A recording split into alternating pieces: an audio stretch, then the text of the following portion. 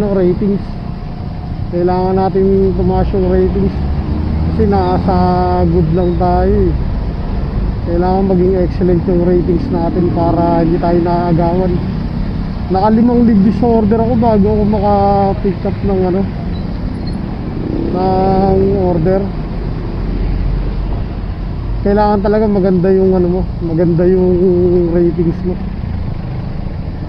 Kaya ito, tutuloy-tuloy ko na to. Bali isahan lang muna yung gagawin natin. Single order lang tayo.